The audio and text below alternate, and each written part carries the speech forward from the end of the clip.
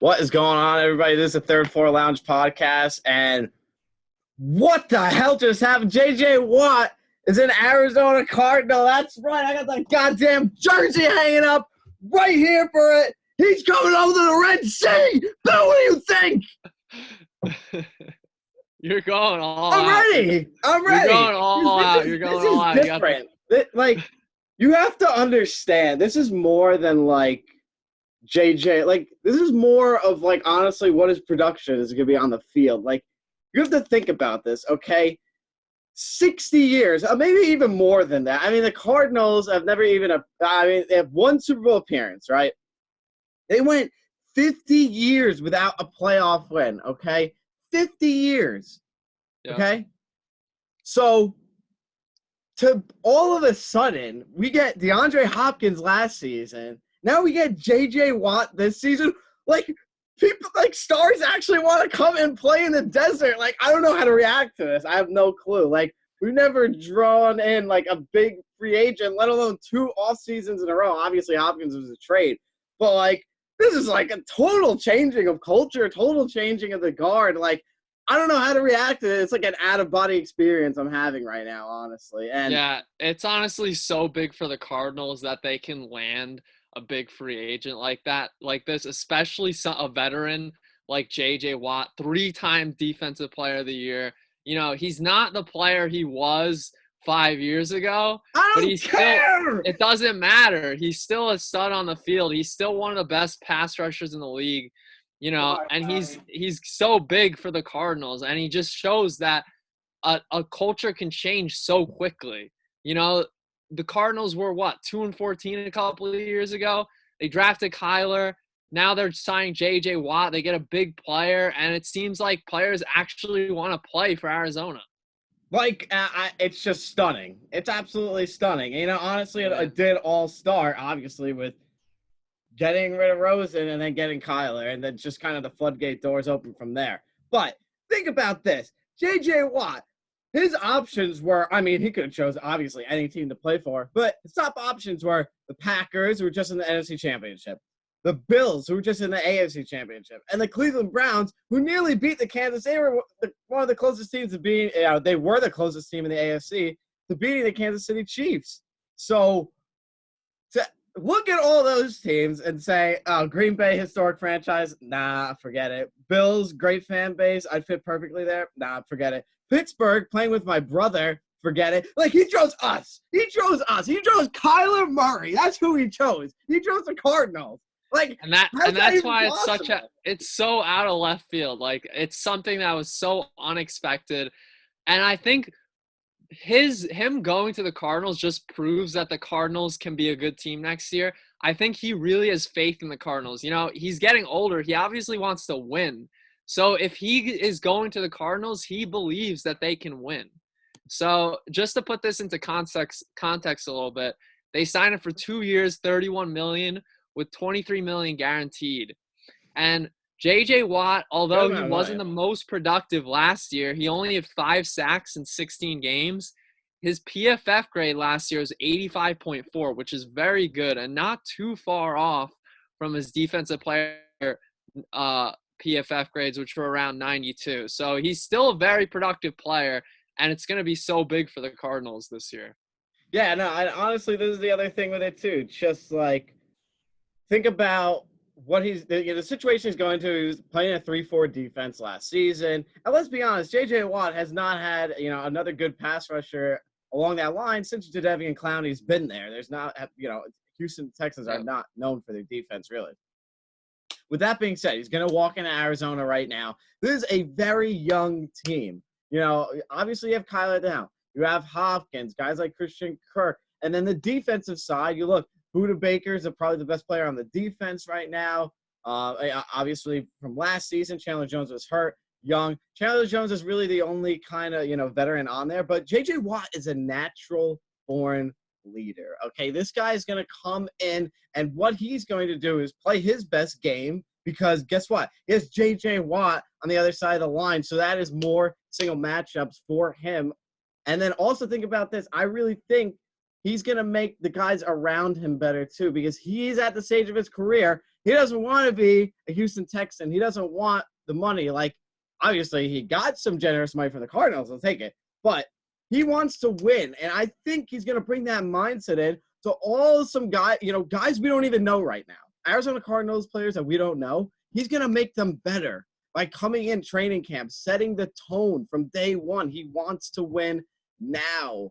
And, this was obviously a freebie signing because free agency has not started yet for the Cardinals, but this is more than just his play on the field. I really think that what he's going to be able to do is it's the best of both worlds. His play is going to be able to, excel.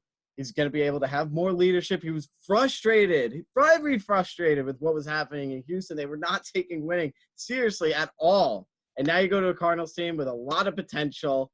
And Vance Joseph, he finally has some studs on that defensive line, obviously working all together now. So it's going to be pretty cool to see. Yeah, and what shocks me the most? The fact that he chose to go to the Cardinals, which is in one of the toughest division. I think the toughest division in the league. Yeah. He had easier paths to the playoffs would be signing with Buffalo or Green Bay. I don't think the Steelers, they're Big Ben, that situation's weird. But he chose to go to the NFC West with the Cardinals that has teams like the Seahawks with Russell Wilson, the Rams with Matt Stafford, and the 49ers who have some of the best coaches in the league. So it's just like the fact that he chose that division and to go to the Cardinals really proves how much faith he has in that organization and Kyler Murray. I don't know how much faith I have in Cliff Kingsbury to outcoach all of those coaches in that division with Sean McVay and Kyle Shanahan. They're some of the best coaches in the league. So we'll see if he can step it up as well. And, I could see I could almost guarantee like 3 playoff teams in the NFC West. I think at least the Seahawks and the Rams and one of either the Cardinals or the 49ers are going to go.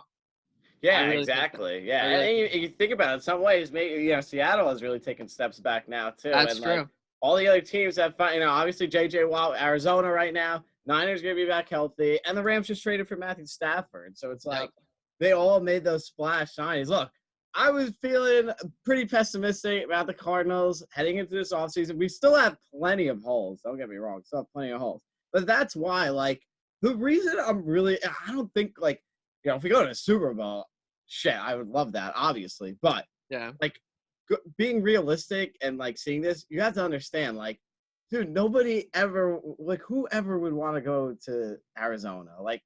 Years past.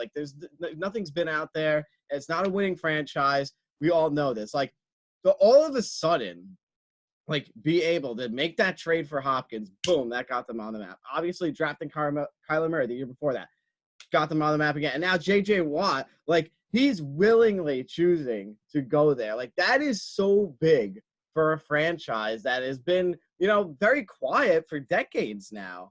Yep. And, just to take that step forward is really, really cool to see.